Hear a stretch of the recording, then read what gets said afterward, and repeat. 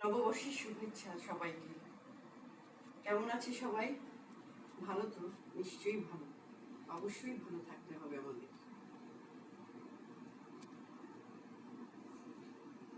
আমি আসলে এইসব ব্যাপারে খুবই একেবারে আনাড়ি। কাজেই কি করবো আমি ঠিক জানি না।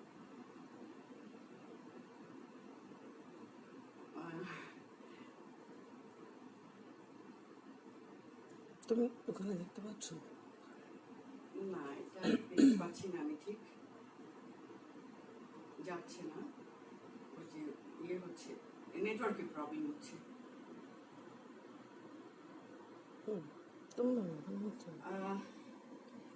আসলে কি করব আমি জানি না। এখানে দেখতে পাচ্ছি না কিছুই। আন্দাজে কিছু একটা করে দিতে হবে আর কি, যা বোঝা যাচ্ছে। যদি জানতে পারতাম যে কে কি জানতে চায় তাহলে খুব ভালো হতো।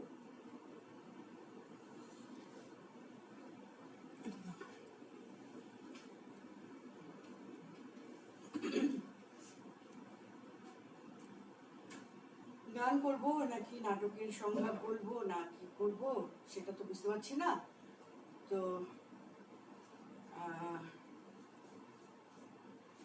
সংলাপ দিয়ে শুরু করব। দর্শক মণ্ডলী, আজ এইখানে মঞ্চ খুঁড়ে এক বিস্তৃত কুসুমের সুবর্ণ শ্মশান ভস্য পেয়েছি। এক মুঠো সে ভস্য শূন্যে উড়ায় দেখি হে আমারই জাতিস্বরে সুবর্ণ ধুলা। রোদনে রোদনে বসন্ত ভাষায় দিয়ে চলিষ্ণু মঞ্চে এক কোণে পড়ে থাকি। শিল্পের অমৃত কুহক একদিন দেখেছি রূপ আর কথকতার অদৃশ্য রূপে। আমিও আমার চরিত্রগুলোর হাসন কাঁদন নিয়ে ঝড়ে জলে নেচেছিলাম। ছুটে গিয়েছিলাম সেই সব চরিত্রের পায়ে পায়ে অশ্রুমতি ঘুমর বাজিয়ে যত দূর তারা গেছে আলো অন্ধকারে। তারা যে কোথায় লুপ্ত হলো, সময় বহে গেলে কে আর তাকে মনে রাখে। সহসা নীরবতা এসে ঝরা পাতা ঝরাই যায়। এখন বড় একা, দেখঞ্জনা কেউ নেই, শূন্য রঙ্গালয়।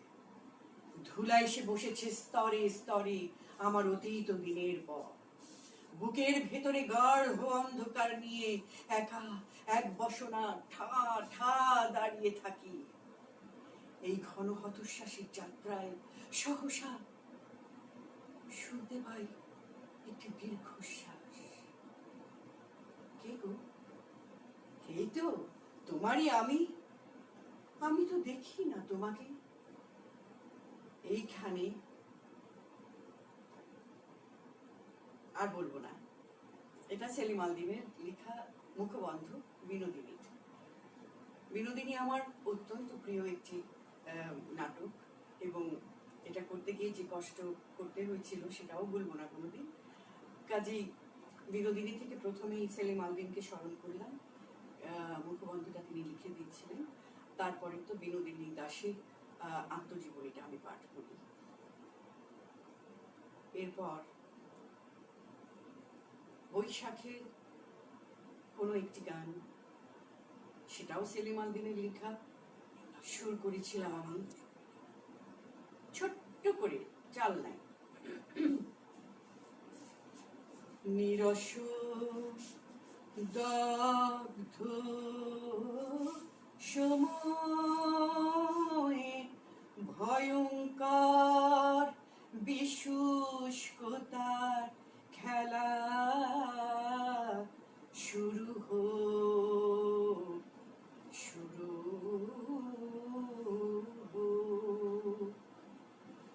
পূজার গন্ধরস মাল্লাদিশা শুকিয়ে যায়। পথিকহীন পথ বিদ্ধ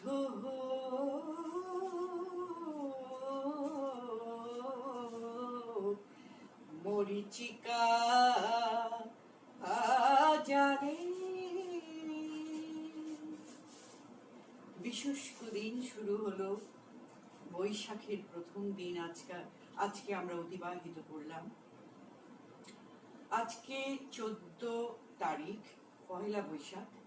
আগামীকাল 15ই বৈশাখ, 15ই এপ্রিল, 2রা বৈশাখ আমাদের নাসিরুদ্দিন ইউসুফের জন্মদিন। এটা যখন তিনি জন্মেছিলেন তখন পয়লা বৈশাখই ছিল। পরবর্তীকালে আমাদের ক্যালেন্ডার বদলে যাওয়াতে ওর জন্মদিনটা গিয়ে পড়েছে 2রা বৈশাখ, কিন্তু জন্মদিন কালকে। তো সেই সুবাদে নাসিরুদ্দিন ইউসুফকেও জন্মদিনের শুভেচ্ছা জানাচ্ছি। আর যারা এই দিনে জন্মগ্রহণ করেছেন তাদের সবাইকে শুভেচ্ছা জানাচ্ছি। আজকে যারা জন্মগ্রহণ করেছিলেন তাদেরকেও শুভেচ্ছা জানাচ্ছি, জন্মদিনের শুভেচ্ছা। ভালো থাকবেন, সুস্থ থাকবেন এবং সমস্ত ভয়কে জয় করবেন। হ্যাঁ, কেউ কি কিছু জানতে চাচ্ছেন? আমি কিছুই দেখতে পাচ্ছি না। হ্যাঁ হ্যাঁ, শুভ নববর্ষ। ক্যামেরাটা আর একটু কাছে নিলে আরো স্পষ্ট শোনা যেত। কাছে না নেওয়া যাবে না, আমি তাহলে আমাকে পুরো এগিয়ে আসতে হবে। বাচ্চু ভাই আছে। শুভ নববর্ষ। অলোক পাল, আব্দুল মমিন, সামিউল জাহান্দুল্লাহ আসবে। আচ্ছা, এই তো। কি জানতে চান? আমার না মাথায় মগজে কিছুই নাই, ভয় পেয়েছি ভীষণ এই রোগটাকে। ভয়েতে সব কিছুই ভুলে গেছি।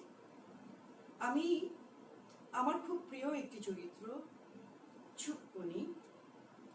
ছুপকুনি থেকে একটা মজার অংশ, প্রথম যে ছুপকুনি মঞ্চে আসে হাত হাদাই নাটকে, সেলিম আলদিনের লেখা হাত হাদাই নাটকে আনার ভান্ডারীর সঙ্গে ছুপকুনির কথোপকথন। আনার ভান্ডারী বলছে ডালের উসে কে উগা, তো আমি তখন বলছি গেছিলাম হাসনারে দেখতে। হাসনা তলে তলে মজি গেছে মধুবাইসার লাগে। তুফানের তুনেকখানা গা বাসা বেল্লাই আমি এই ডালার উসে খাড়াইলাম। বাইবলাম হুরাইনা দিনা হিরিতের মানুষ একবারও দেখা হইল না, যদি এই উসিলায় একখানা দেখা হয়ে যায়। ও মা বুইয়া এও সেটিমেটি সব, হ্যাঁ সেটিমেটি সব ঘুরাই রইছে। হায় হায় রে, তাইলে আই কোন দিককে? ওই 3 দিনের রাস্তা হাঁড়ি দি খেলা দণ্ডে সারি আইলাম এই গান ভাঙ্গা সরে। কেমনি আইলাম তা হন্তের বিবরণ দি। পথের বিবরণটা আর বলবো না। আমাকে এই দিক থেকে ওই দিক থেকে কি যেন ইশারা করছে, আমি কিছুই বুঝতে পারছি না, কাজেই আমার সব গোলমাল হয়ে যাচ্ছে। ক্লোজ করতে গেলে আমাকে পুরো পজিশনটা চেঞ্জ করতে হবে। আমি কি করবো? তাই দরকার নাই, যতটুকু আছে আমাকে দেখা যাচ্ছে তো।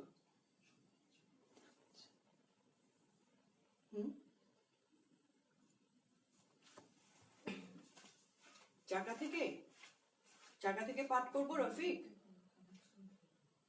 চাকায় আমার খুব, এটা আমি কখনো করি না, তোরা শুনিস নি। আমার একটা জায়গা খুব পছন্দের, সেই জায়গায় ছোট্ট একটা জায়গা, সঙ্গে গান আছে। ওটা হলো করছি। নিঃশব্দে কখনো চাকার কান্না সহ ওদের যাত্রা শুরু হয়। এটা হলো চাকা নাটকে যখন ওরা নতুন করে যাত্রা শুরু করে সেই সময়কার একটা গান। তারপরে আসে সন্ধ্যা অন্ধকারে সকল ভুবনের ঝিঝিয়া তারা বেরিয়ে আসে সন্ধ্যার অন্ধকারে। দূরে চিত্রিত আলো, বাগান থেকে আরো দূরে শেয়ালের ঝাঁক দূরে চলে যায়। এইখানে এই তিনজনের মনে মনে ইমাম হোসেনের কবন্ধ দেহটি মনে পড়ে যায়।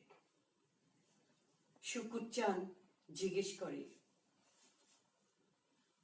সীমার দেখতে কেমন ছিল? বাহির দারোয়ান বলে, ক্ষতি পারব না।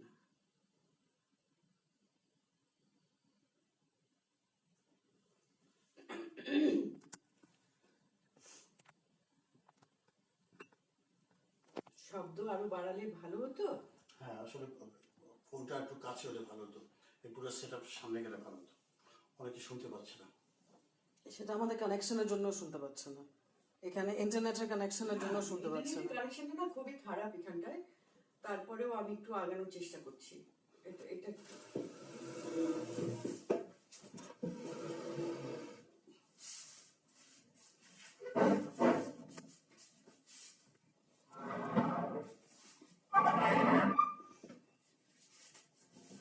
এখন ঠিক আছে?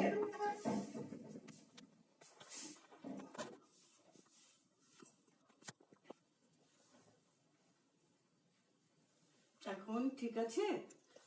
আচ্ছা, কে কি শুনতে চাও সেটা আমাকে বলো। আমি কিন্তু সবকিছু জানি না আসলে। কেউ যদি কিছু শুনতে চায় তাহলে সেটা আমি শোনাবো। কালিন্দী শোনাবো?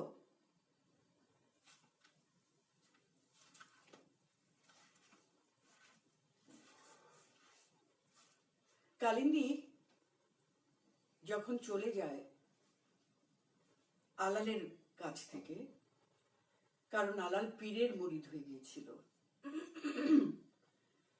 একজন গীতিকার নারী, সে আলালকে পীরের মুরিদ হিসেবে কখনোই চায়নি।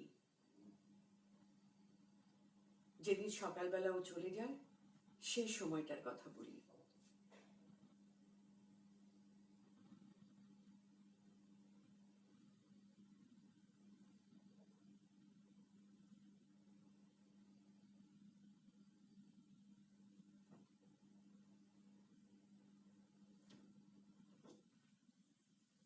সেদিন ঘর ছাড়ি, নিকানো উঠান, একতারা, রঙিন শ্রীখোল, আমার পায়ের ঘুমুর, কাকড়ায় গড়া সুরঙ্গের মাটিতে গড়া চুলা, চম্পা কলার ঝাড় ছেড়ে যায়। ফিরে যাব, ফিরে যাব চরচন্দ্রানী। নৌকায় উঠে বসি, কিন্তু ফিরবো কোথায়? ধর্মের খোলস ভেঙে, মনসার মূর্তি ভেঙে, যে নারী উড়ে গেছে কোকিলের পাখায় পাখায়, তার কি আর জন্মের নীড়ে হবে ফেরা? কোনো এক গীতিকার নারী আমি, মধ্যরাতে লুট হয়ে যায় নৌকা থেকে, আবার আষাঢ়ে বিক্রি হয়ে যায় আরেক সওদাগরের কাছে। আবার আবার কোনো এক গীতিকার নারী তার ভাগ্যের দিকে ডাকে আমারে। সবার কপালে সে ঠেকে, এক কালিন্দীর কপালে। সন্তান আসে, খসে যায় ভ্রূণ। হে খোদা, হে খোদা, আর কতকাল সইব এসব? আর কতকাল সকল গীতের নারীর সকল ঋণ শোধ করব একা আমি? ভাদ্রে ফের ফিরে আসি ধলমূল গায়ে। কেন? আলালের টানে। আত্মহত্যার আগে আমাদের সেই বাড়িটায় সন্ধ্যার এক অন্ধকারে ফিরে আসি ভাঙা দেহে। উঠানে ভরে গেছে দুব্বা ঘাসে, ঘরের ভিটার একাংশের ধসে গেছে মাটি। পুঁটি মাছের তেলের প্রদীপ জলে, কে বসে আছে ভ্যানি, চোখ বন্ধ, হা খোদা। ফিরে আসছাও, জানতাম আসবা ফিরায়, গাজীপীর আনবো ফিরায় তোমারে। যে জীবন তুমি যাপন করছো জানিতা, এখন ধর্মে মতি স্থির করো, সব পাপ পিড়ে নিবেন, সব গুনাহ। না, আমি যেই জীবন যাপন করছি, যেই শাস্তি পামু, তার জন্য তৈয়ার আছি। কিন্তু তুমি তুমি পলাইছো, ভেঙেছো নিজের থেকে। কালিন্দী, এই আমার কালিন্দী। কালিন্দীকে আমি ভীষণ ভালোবাসি। আর কথা বোঝা যাচ্ছে না এখনো? শুভ নববর্ষ, শুভ নববর্ষ। কানেকশন খুবই খারাপ রাজীব। হ্যাঁ,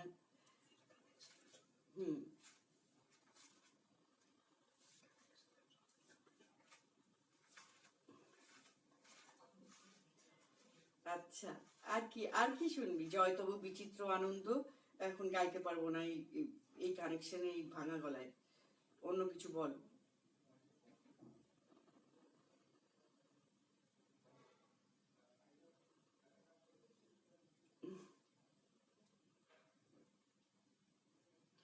বাচ্চু, তোমাকে অনেকে শুভ নববর্ষ জানাচ্ছে এবং হ্যাঁ, শুভ নববর্ষ। সবাই ভালো থাকো, নিরাপদে থাকো। দিনে অন্তত 10 বার সাবান দিয়ে হাত ধুতে হবে। দুলি, মুখে মুখোশ করতে হবে, আমরা পড়ি না। তুই খুব খারাপ আছিস দোলা। আর মানুষ থেকে 13 ফিট দূরে থাকতে হবে। 13 ফিট বেশি হয়ে যায়, 6 থেকে 7 ফিট হলেও চলে। আর সবজি খেতে বলছে অনেক করে। বেঁচে থাকতে হবে তো, বেঁচে থাকলে তো নাটক করতে হবে, তাই না? নাটক করতে হলে বেঁচে থাকতে হবে, বেঁচে থাকতে হলে সুস্থ থাকতে হবে। তো সুস্থ থাকার উপায়টা হচ্ছে একটু নিয়ম মেনে চলা। আমরা কেউ নিয়ম তো মানছি না। হ্যাঁ, খুবই মুক্ত স্বাধীন মনে করি নিজেদেরকে। তা আমি বলি কি, যেহেতু আমরা জানি না বিষয়টা, আমাদের কাছে খুব একটা জানা নাই, এই কয়দিন আমি বিভিন্ন গ্রামে ঘোরার পরে আমার একটা ধারণা হয়েছে যে আমরা যেহেতু অজ্ঞের একটা অহংকার থাকে, সেটা হচ্ছে অজ্ঞতার অহংকার। মানে আমরা জানি না তো কি হয়েছে, জানি তো কিচ্ছু হবে না। আর কিছু বলে কি আল্লাহ ভালো করে দেবে। তো আল্লাহ ভালো করলে তো তোমার ওষুধ খাওয়ার দরকার নেই। আমার এখন অনেক রাগ, তো সেজন্য কথাবার্তা ঠিক হচ্ছে না। আচ্ছা, আমি গান শুনাই দিই। দুলি, তোর গান গান শোনা। শোনা। হরে এত দিন উঠে রে সূর্য পূবের গগনে, আইজ কেনে দেখি রে সূর্য পুষ্কনির ঘাটে ও কিনারে। আরে এত দিন উঠে রে চন্দ্র পশ্চিম পূর্ব, কি কোন গগনে? পশ্চিম গগনে, আইজ কেনে ওঠে রে চন্দ্র পুষ্কনির ঘাটে ও কিনারে। তুমি তো রাজার কন্যা, আমি ডমের ঝি। তুমি তো রাজার নন্দন।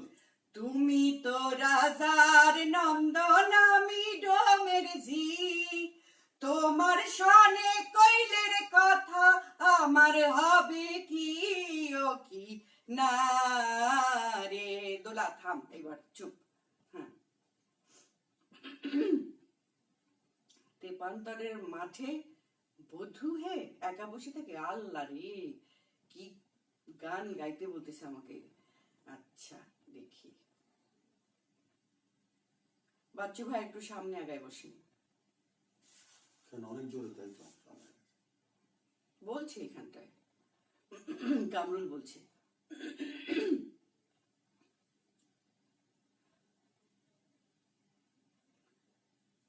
তেপান্তরের মাঠে বধূ হে একা বসে থাকি, তুমি যে পথ দিয়ে গেছো চলে তারি ধুলা মাখি হে একা বসে থাকি। যেমন পা ফেলেছ গিরি মাটি রাঙা পথের ধুলাতে, তেমনি করে আমার বুকে চরণ যদি বুলাতে, আমি খানিক জ্বালা ভুলতাম ওই মানিকে বুকে রাখি হে একা বসে থাকি। আমার খাওয়া পড়ায় নাই রুচি আর ঘুম আসে না চোখে, ঘুম আসে না চোখে। আমি বাউরি হয়ে বেড়াই পথে, দেখে হাসে পাড়ার লোকে, হাসে পাড়ার লোকে। আমি তাল পুকুরে যেতে নারি, এ কি তোমার মায়া হে, ওই কালো জলে দেখি তোমার কালো রূপের ছায়া হে। আমায় কলঙ্কিনী নাম রটি তুমি দিলে ফাঁকি হে একা বসে থাকি। বিদ্রোহী কামরুল, ঠিক আছে তো?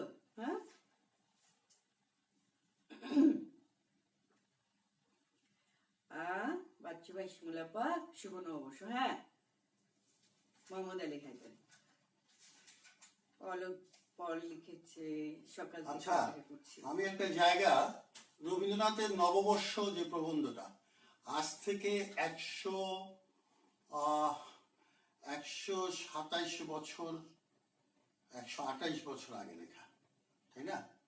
128 বছর আগে লেখা তো হবেই। 1309, এখন হচ্ছে 1427। খুবই অসাধারণ একটি জায়গা আজকে চোখে পড়লো, পড়ছিলাম নববর্ষ বলেই, তো তোমাদের সাথে একটু শেয়ার করি।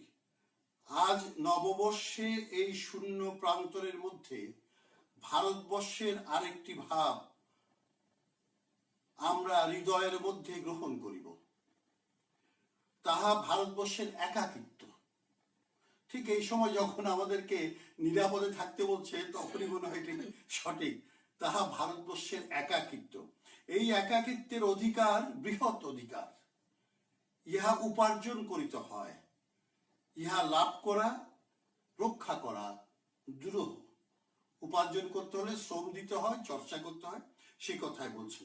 পিতামহগণ এই একাকিত্ব ভারতবর্ষকে দান করিয়া গেছেন।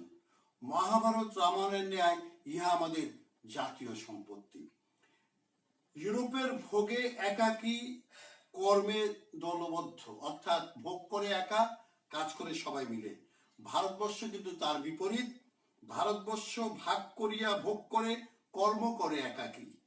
ইউরোপের ধন সম্পদে আরাম সুখ নিজের, কিন্তু তাহার ধ্যান ধান, স্কুল কলেজ, ধর্মচর্চা, বাণিজ্য ব্যবসায় সমস্ত দল বাঁধিয়া চলে। আমাদের সুখ সম্পত্তি একলার নহে, অর্থাৎ আমরা সুখ বা সম্পদ যা আছে সেটা একার নয়, সেটি সবাইকে নিয়ে করি আমরা। আমাদের দান ধ্যান অধ্যাপন আমাদের কর্তব্য একলার। তো আমি কবিগুরুর এই বেশ কটি প্রবন্ধ আজকে এবং গতকালকে পড়লাম আবার নতুন করে। হঠাৎ করে মনে হলো যে একটু পড়ি, এবং সেখানে আমাদের যে নাটকের যে তাত্ত্বিক জায়গাটা আছে সেটি কেন ইউরোপীয় নাটক ভারতবর্ষ বা বাংলা নাটক থেকে আলাদা, এবং ভারতবর্ষের নাটক কেন আলাদা হতে হবে। রবীন্দ্রনাথ এই কথাটা তো বলেছেন, রবীন্দ্রনাথ তো অনেকবার বলেছেন, সেলিম আল-দীনও বারবার বলেছেন। তো যেহেতু নাটকের মানুষ হিসাবে এই ভাবছিলাম যে সামাজিক যে আলোচনাটা আছে সেখান থেকে কি করে আমরা নাটকের উৎসটা বা সূত্রটা বের করতে পারি। যেমন বলছে, অতএব সে আলোচনা ছাড়িয়া দিয়া ইহা স্বীকার করিতেই হইবে, সন্তোষ, সংযম, শান্তি, ক্ষমা এই সমস্ত উচ্চতর সভ্যতার অঙ্গ। ইহাতে প্রতিযোগিতা, চকমকির ঠোকাঠকি, শব্দ ওই স্ফুলিঙ্গ বর্ষণ নাই, কিন্তু হীরকের স্নিগ্ধ নিঃশব্দ জ্যোতি আছে। দেখেন এই যে ন্যারেটিভে কি থাকে, ন্যারেটিভ থিয়েটারে স্নিগ্ধ হীরকের স্নিগ্ধতা থাকে, নিঃশব্দ জ্যোতি থাকে, কিন্তু সেখানে চকমকি ঠোকাঠকি স্ফুলিঙ্গ থাকে না। ওয়েস্টার্ন থিয়েটারে ঠোকাঠকি থাকবে, স্ফুলিঙ্গ থাকবে, সেটা খারাপ বলছি না, আলাদা কোন জায়গায়। সেই শব্দ ওই স্ফুলিঙ্গকে এই ধ্রুপজ্যোতির চেয়ে মূল্যবান মনে করা বর্বরতা মাত্র। রবীন্দ্রনাথ বর্বরতার শব্দের প্রতি মনে একটা দুর্বলতা আছে, কারণ আমার মনে পড়ে নাটক নিয়ে তার যে বিখ্যাত প্রবন্ধী রঙ্গমঞ্চ, সেখানে তিনি বলেছেন যে মঞ্চের উপরে একেবারে জগদ্দল সেট টেট করা এটি হচ্ছে ইউরোপীয় বর্বরতা। হয়তো কবির খুব ক্ষেপে গেছিলেন, কিন্তু বর্বরতা নয়, ইউরোপের সেটি নিজস্ব একটি আলাদা ঢং রয়েছে, একটা আঙ্গিক রয়েছে। ইউরোপীয় সভ্যতার বিদ্যালয় হইতো যদিও সে বর্বরতা প্রসূত হয়, তবু তাহা বর্বরতা। মানে এটা অদ্ভুত একটা ঘটনা। যাক, এরকম অনেক কিছুই পড়ছি, তারপরে বলছে এরকম জয় হইবে। আমি এই শেষ করছি এই প্যারা দিয়ে রবীন্দ্রনাথ ঠাকুরের নববর্ষ প্রবন্ধটি। জয় হইবে, ভারতবর্ষেরই জয় হইবে, যে ভারত প্রাচীন, যাহা প্রচ্ছন্ন, যাহা বৃহৎ, যাহা উদার, যাহা নির্বাক, তাহারই জয় হইবে।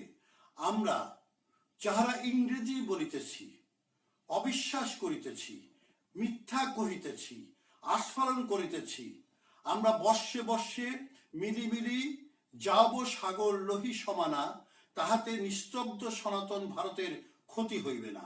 ভাষাচ্ছন্ন মৌনী ভারত চতুষ্পথে মৃগচর্ম পাতিয়া বসিয়াছে। আমরা যখন আমাদের সমস্ত চতুরতা সমাধা করিয়া পুত্র কন্যাগণকে কোট ফ্রক পরাইয়া দিয়া বিদায় হইব, তখনও সে শান্ত চিত্তে আমাদের পুত্রদের জন্য প্রতীক্ষা করিতে থাকিবে। সে প্রতীক্ষা ব্যর্থ হইবে না। তাহারা এই সন্ন্যাসীর সম্মুখে করজোরে আসিয়া কহিবে, পিতামহ আমাদিগকে মন্ত্র দাও। তিনি কহিবেন, ও ইতি ব্রহ্ম। তিনি কহিবেন, ভূমৈভ সুখং নাপ্যে সুখমস্তি। তিনি কহিবেন, আনন্দং ব্রহ্মণ বিদ্যান্ন বিবেতি কদাচন। কি অসাধারণ! দেখেন, যেটিকে আমরা যেটাকে সিভিলাইজেশন বলি ইংরেজিতে, সেটা কিন্তু মনু বলেছে, মনু সংহিতা তো আপনারা জানেন, পড়েছেন সবাই, সেটা বলেছে সদাচার। সদাচার অর্থাৎ আমাদের শব্দ আছে, শব্দগুলোকে আমরা একেবারে বিদায় করেছি। তো এখন এমনভাবে বিদায় করেছি যে এখন আর নিজের ভাষায়, নিজের ঐতিহ্য, নিজের ইতিহাস, নিজের সামাজিক মূল্যবোধ, অনুষঙ্গ সূত্র, শিল্পকলার যে সূত্রগুলো থাকে সমাজে, জীবনযাপনে, সেগুলোর প্রতি মনে হয় আমাদের খুব কম এখন আগ্রহ। যা হোক, স্ফুলিঙ্গ আমাদের খুব প্রিয় হয়ে উঠেছে, স্ফুলিঙ্গ প্রিয় থাকবে, তবে পাশাপাশি আমাদের প্রচ্ছন্নতার প্রতিও কিন্তু থাকতে হবে, কারণ কবিতা সাধারণত প্রচ্ছন্নতাই হয়। এবং কাব্যের বিভা, কাব্যের সুষমা অর্জন করা নাটক কেন, যে কোনো শিল্প মাধ্যমের শেষ কথা। যাক, আমি একটু অন্যদিকে নিয়ে গেলাম। আমি মনে করি শিমুল একটু এখন সুন্দর করে তার একেবারে একটা ছোট্ট পারফরমেন্স একটা করুক। হ্যাঁ শিমুল? জয়বতী কন্যার মন থেকে তো শোনালাম। অলোকদা, তুমি শোনো নাই? ততক্ষণে মাটির উপর খানিক শূন্যে কুয়াশা জমেছে। কালিন্দী নিজেকে বড় অসহায় মনে হবে। যে জীবন সে ফেলে এসেছে তার জন্য শোক জাগে। মার মুখ মনে পড়ে, উনুনের অস্থির আলো ধোঁয়ার আড়ালে বাবা বিশাল কণ্ঠে বলছে, পান সাজাবি তুই শুধু, অমা কালিন্দী। জয়বতী কন্যার মন বলো আর কি? এই তো না কালের বন্ধু বলতেছে, এই তো না কালের বন্ধু, সকল কালের রাজা রে, রূপে ভৈরা গন্ধে ভৈরা পুষ্প কলি তাজা রে। এই তো না কাল রে বন্ধু, সকল কালের রাজা রে, রূপে ভৈরা গন্ধে ভৈরা, পুষ্প কলি তাজা নারী। নয়া বসন নয়ার ভূষণ, পৈরাসি বৃক্ষ লতারে, তারা কি বুঝিবে হায়রে, অভাগিনীর ব্যথা নারী। মদন বসন্ত কালে যেদিকে চাই, পরানো বন্ধুরে আমার, পরানো বন্ধুরে আমার, দেখিবারে পাই না রে। মধ্যরাতে ঘুম ভেঙে দেখে কালিন্দী, আলাল নেই। নদীর ঘাটে নানান নৌকা, আলাল নেই। এক বৃদ্ধ পোড়ামাটির ঘোড়া রং করে, আলাল নেই। এই এক বসন্তেই শেষ হবে আমার সমস্ত সুখ, প্রাচীন মনসা হাসবে, শরীরে জড়ানো নানা বর্ণের মাটির সাপ সে হাসিতে ফণাময় হয়ে উঠবে। তোরে নিয়া রচিত গীত কি শেষ হবে কালিন্দী? কবে, কোথায়? কিন্তু আমি হারব না। অলোকদা, তোমার কালিন্দী শেষ। বনপাংশুল থেকে শুনতে চাই। বনপাংশুল লাস্ট শো করছি 2002 সালে। আরে কি শোনাবো লুৎফা তোকে? আচ্ছা একটু ভাবি, দাঁড়া।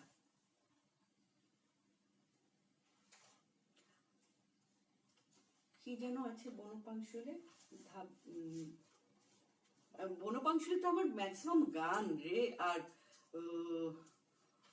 যা করি সেটা তো কো আর্টিস্টের সঙ্গে করি।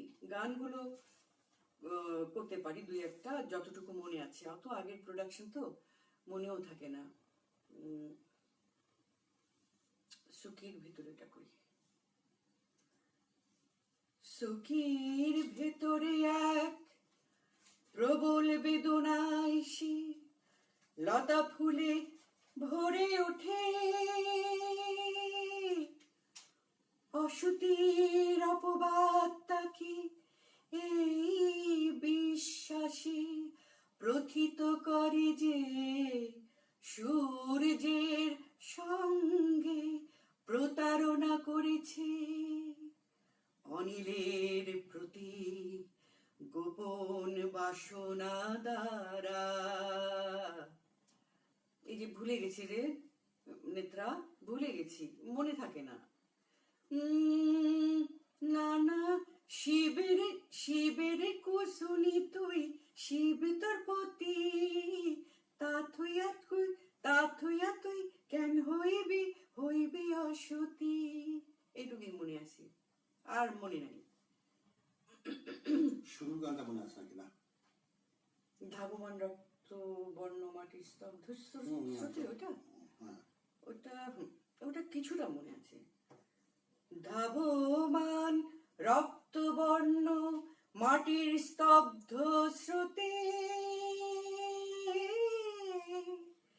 পেলীয় পৃথ্বীর কম্পনে যে কম্পনে নালে জেগে ওঠায় মধুপুর গড়। এইটুকুই মনে আছে, আর মনে নেই। দেখে বলতে হবে পুরাটা। অতুল প্রসাদ বা রজনীকান্ত। অলোকদা, তোমার কি হয়েছে? হ্যাঁ, গান হোক। আচ্ছা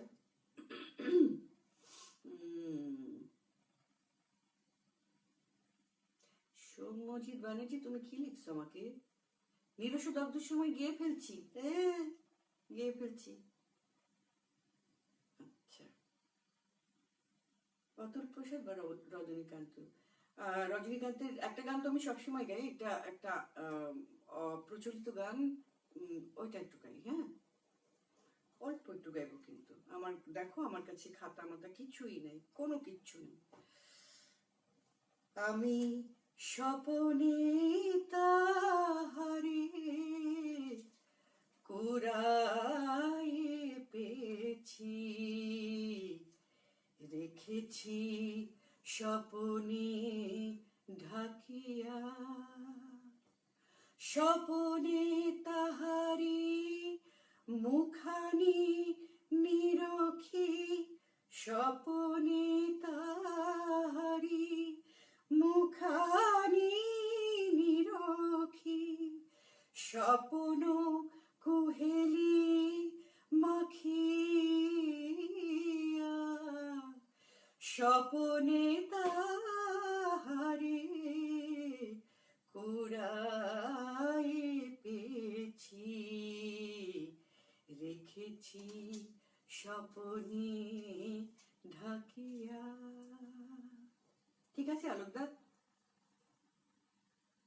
আর কি?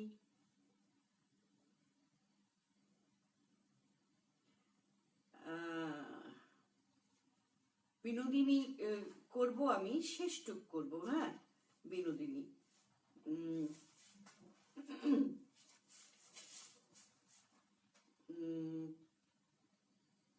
বিনোদিনীর একদম শেষে যেটা অবসর বুঝিয়া অবসর লইলাম, এই দুঃখময় জীবনে একটি চিরসুখের অবলম্বন পাইয়াছিলাম,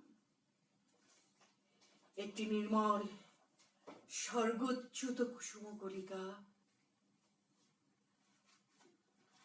আমার এই অন্ধকার জীবনে আলোকিত করিয়াছিল।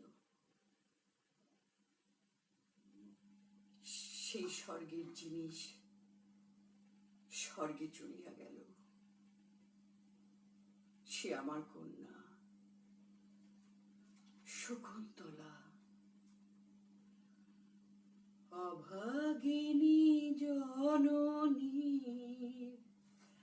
স্নেহ উপহার, লহ মাতা শকুন্তলা জননী আমার। সে আমার বড় আশা ও আদরের ধন ছিল, আমার সকল আশা নির্মূল করিয়া দিয়া আমার এই অন্ধকার হৃদয়ে বিষময় বাতি জ্বালিয়া দিয়া সে চলিয়া গিয়াছে। সংসারে সুখ যত তোমাতে আছিল রত, তুমি ফেলে চলে গেছো অমর ভবনে, তবু স্মৃতি লয়ে আছি সংসার কাননে। আজ আমি একাই পৃথিবীতে, আমার কেহই নাই, আমি শুধুই একা। আমার আত্মীয় নাই, স্বজন নাই, বন্ধু নাই, কার্য নাই, কারণ নাই, ধর্ম নাই।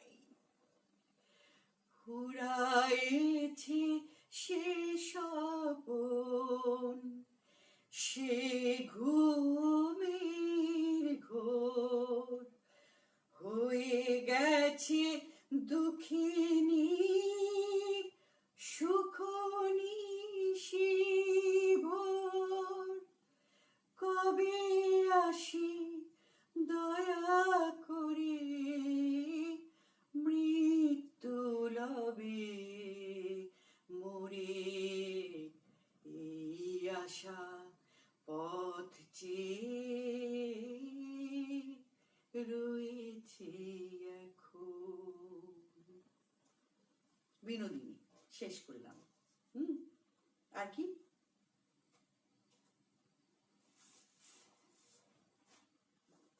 হাত হারাই থেকে চুপকনির কিছু, চুপকনির একটা পার্ট বলেছি, ছুকুনির মৃত্যু দৃশ্যটা বলতে পারি।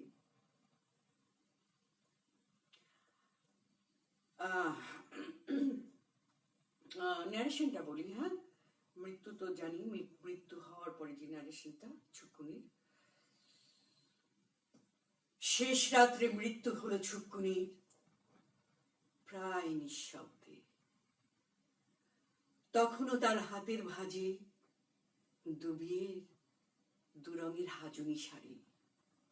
হয়তো যৌবনের আশা ও আনন্দের স্মরণ এসেছিল মনে, হয়তোবা দুবিয়ের আসরে ওর চোখে যে আশা ও আনন্দ চিকচিক করেছিল, তার কোনো রং তখনও লেগেছিল দুবর্ণের দুটি শাড়িতে।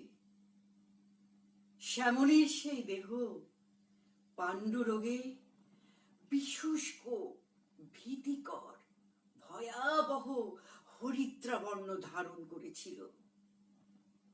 বৃদ্ধা মা যখন তার মৃতদেহ কুলপাতা গরম জলে স্নান করাচ্ছিল, তখন তার পেট থেকে বেরিয়ে এসেছিল অবশিষ্ট গলিজ। ক্রমে কাফনে শুভ্র হয়ে উঠল ছুকুনি। কবর হলো তার নদীর ভাঙন যেখানে স্তব্ধ হয়েছিল, এ পরিবারের সেই নাতি পরিসর জমির অবশিষ্ট সর্বশেষ অংশে। ওরা মাত্র জনা আটেক ছিল জানাজার সঙ্গী। গঞ্জে গঞ্জে যে মেয়ে বেশ্যার জীবন যাপন করেছিল, তার জানাজায় চরের সাধারণ মানুষের আসবার কথা নয়। আর এ পক্ষ জানায়নি। তাই অন্ধকারে কুসুম ঝরার মতন ঝরে গেল ছুকুনি। শুধু তার বিষাদ করুণ গন্ধ স্বজনের বুকের কৌটায় রইল জমা। এটা পারুল ভাবির জন্য করলাম আজকে। পারুল ভাবিকে খুব মনে পড়ছে। সেলিম আল দীনের স্ত্রী পারুল ভাবি, সেও আমাদেরকে ফেলে চলে গেছে। বেগম জাদি মেহেরুন্নিসা, সেও আমাদেরকে ফেলে চলে গেছে। দুজনেই চলে গেছে, ভালো আছে, ভালো থাকবে জানি।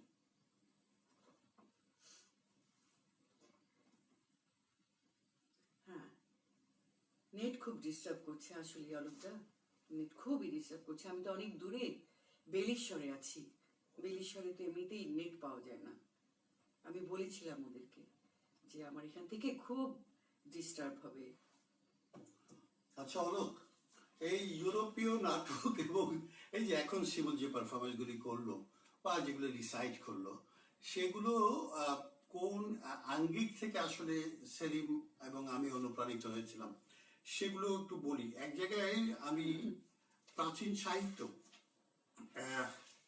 রবীন্দ্রনাথের এই আর্টিকেলটা থেকে একটা জায়গা পড়ছি, সেখানে শকুন্তলা নিয়ে তার একটি সুন্দর জায়গা তৈরি করা আছে, মানে এটা বুঝতে আমাদের সুবিধা হয়। সেটা হচ্ছে এরকম, রবীন্দ্রনাথ বলছেন, দুষ্মন্তের অপরাধকে দুর্বাসার সাপের আচ্ছাদনে আবৃত করিয়া রাখা সেও কবির সংযম। আমি এখানে একটু বাদ দিয়ে এই লাইনের সাথে কানেক্ট করে এর পরের পাড়ায় যাচ্ছি। ইউরোপীয় কবি হইলে এখানে সাংসারিক সত্যের নকল করিতেন, সংসার ঠিক যেমন নাটকে তাহাই ঘটাইতেন, সাপ বা অলৌকিক ব্যাপারে দ্বারা কিছুই আবৃত করিতেন না, যেন তাহাদের পরে সমস্ত দাবি কেবল সংসারের, কাব্যের কোনো দাবি নাই।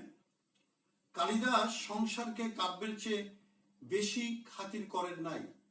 পথে ঘাটে যাহা ঘটিয়া থাকে তাহাকে নকল করিতেই হবে এমন দাসখত তিনি কাহাকে লিখিয়া দেন নাই।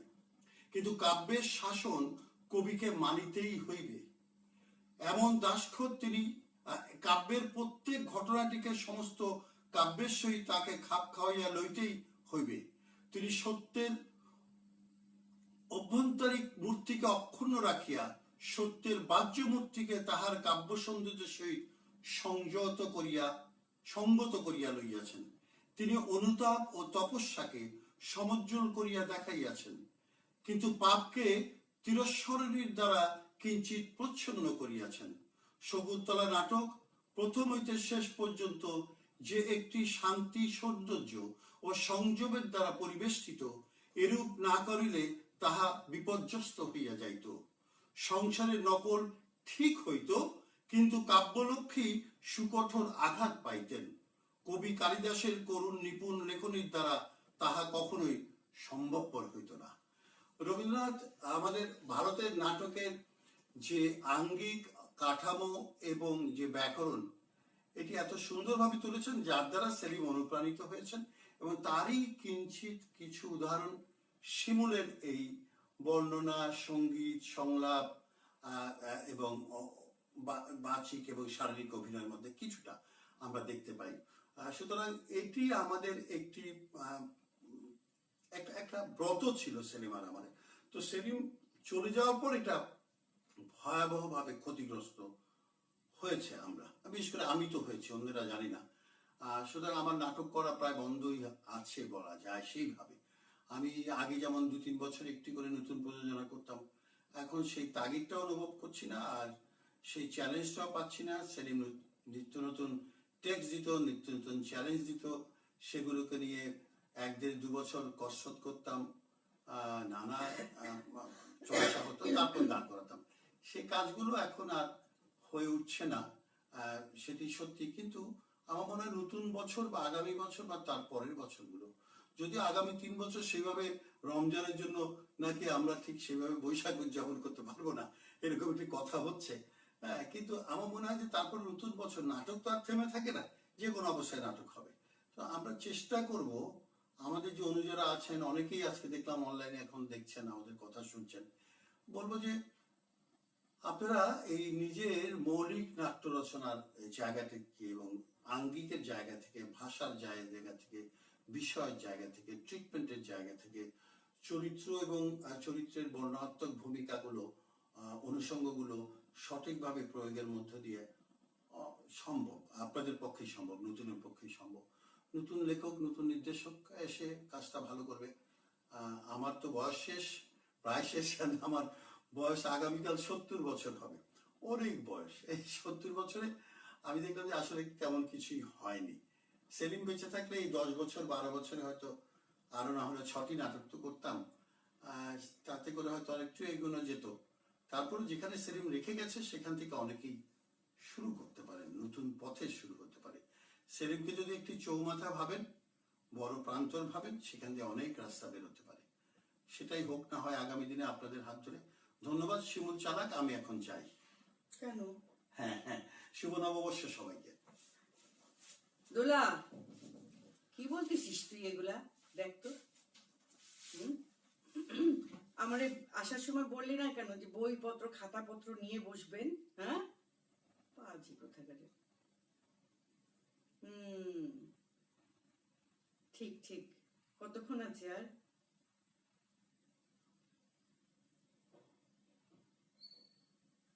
আচ্ছা, হাত হদাই তো আমি একটু করে ফেললাম, কিন্তু আমি যদি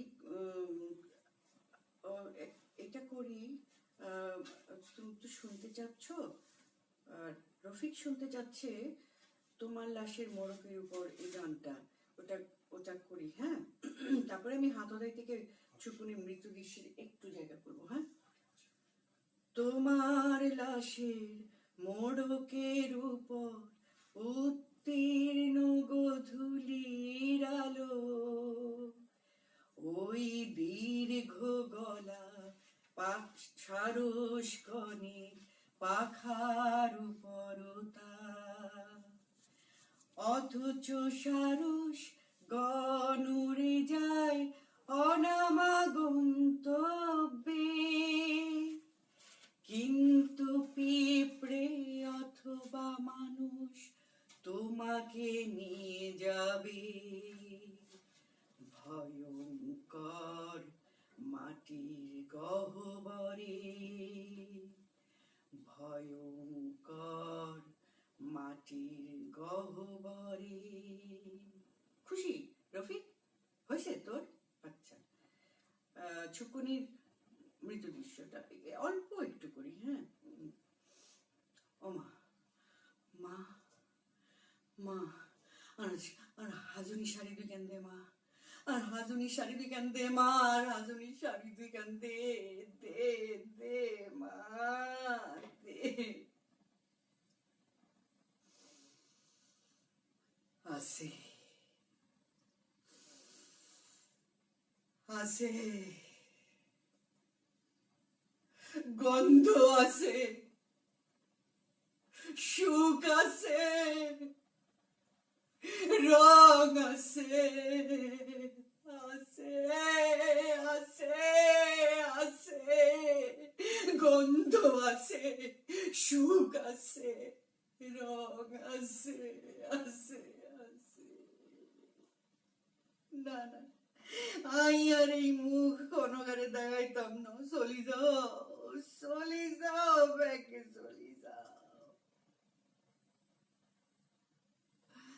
আর হাতের তালুর মেহেন্দি এই জনমের লাই গেছে মুসি, আর মুখ হলুদ, চোখ হলুদ, আর লম্বা দিগল চুল ব্যাগ থুই আইসি দূরের হতে হতে, শুকনা হাতে রূপার চুরি থুই আইসি মেঘনা গাঙের হতে, কিচ্ছু নাই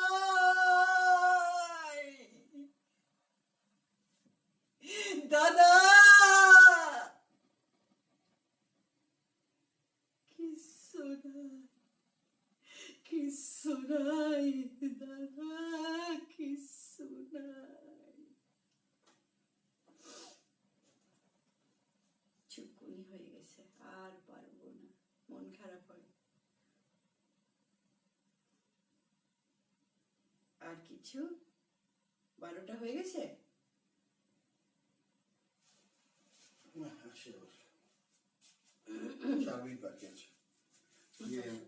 এই, তুমি এমনি কথা বলো, বই থেকে কথা বলো না। আমি আর কি কথা বলবো? বলো তোমার। আচ্ছা শোনো না, কে জানি আবার আল মাহমুদের কবিতা শুনতে চাইছে। হ্যাঁ, সোনার দিনের নেই দেব মোহর চেয়েও না হরিণী, পড়ো, পাঠ করো। পাঠ মানে কি? আমার যতটুকু 4 লাইন মুখস্থ থাকে। হ্যাঁ, সেটুকুই করো। আল মাহমুদের কে জানি শুনতে চেয়েছো? দোলা। ইদানিং তো আর পড়া হয় না, তো তবু এক সময় তো পড়েছি।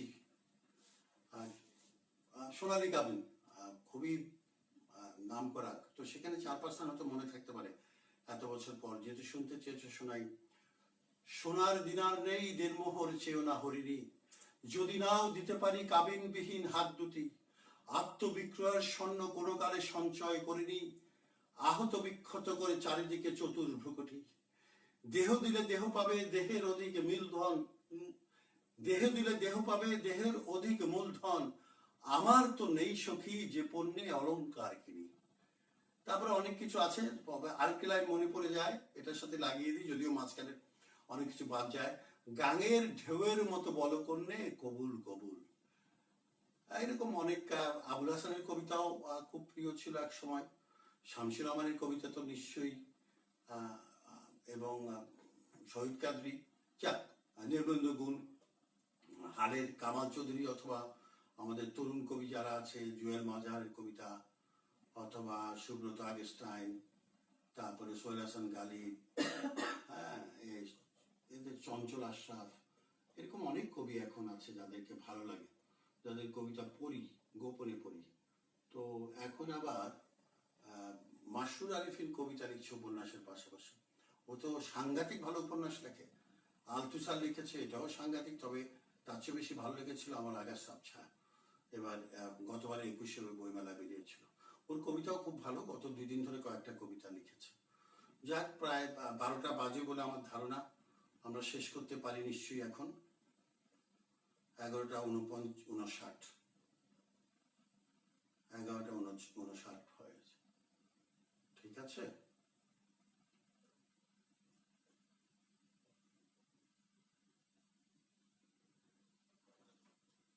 শুভ জন্মদিন বাচ্চু। কে বলেছে? আমি। ওরা কি বলছে?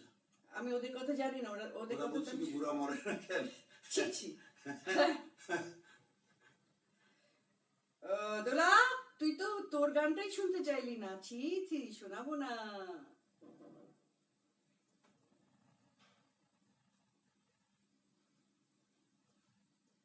শুভ জন্মদিন বাচ্চু, হ্যাপি বার্থডে। হ্যাঁ হ্যাঁ শুভ জন্মদিন বাবা। Yes, তবে এটা কিন্তু বাংলার শোন কিন্তু সকালবেলায় হয় বুঝছো, এটা ইউরোপ ওরা দুপুরে গভীর রাতে করে, কিন্তু আমাদের দেশে হচ্ছে এশিয়ান কান্ট্রিজে এটা হচ্ছে মর্নিং, সূর্য ওঠা দিয়ে শুরু হয়, পরের দিন সূর্য ওঠা পর্যন্ত রাত নিয়ে একটি দিন, সূর্যাস্ত পর্যন্ত দিন, তারপরে রাত। সুতরাং কালকে সকালটাই আসলে সঠিক সময়, এটি না আর কি। আজকে যাচ্ছি আমরা, সবাই সুস্থ থাকবেন, ভালো থাকবেন। সামাজিক দূরত্ব মানে একটু মানে লোকজনের কাছ থেকে দূরে দূরে থাকা।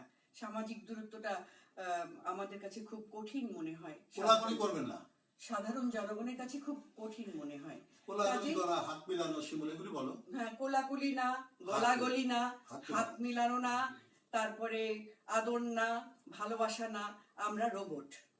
হ্যাঁ, এটি কিছু না, দেখা হবে।